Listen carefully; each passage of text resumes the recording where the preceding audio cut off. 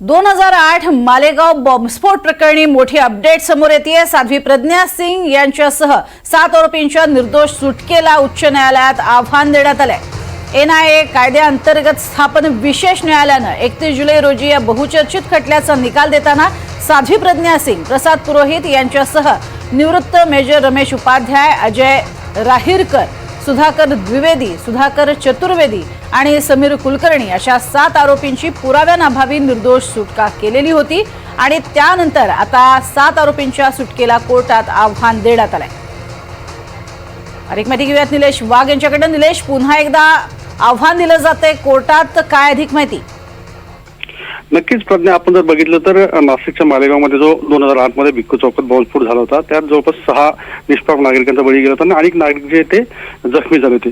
आणि त्यानंतर जो सुप्रीम कोर्टात एनआयएच्या विशेष न्यायालयाने जो निकाल दिला होता, त्यात भाजपच्या माजी खासदार साध्वी प्रज्ञा सिंग, कर्नल प्रसाद पुरोहित यासह जवळपास 7 जे आरोपी होते त्यांना न्यायालयाने सगळं पुरावे निर्दोष मुक्तता केली होती।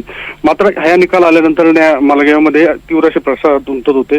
सरकारच्या वतीने ह्या निर्णयाला अपील करावा अशी मागणी जी ती पीडितांकडून करण्यात आली होती।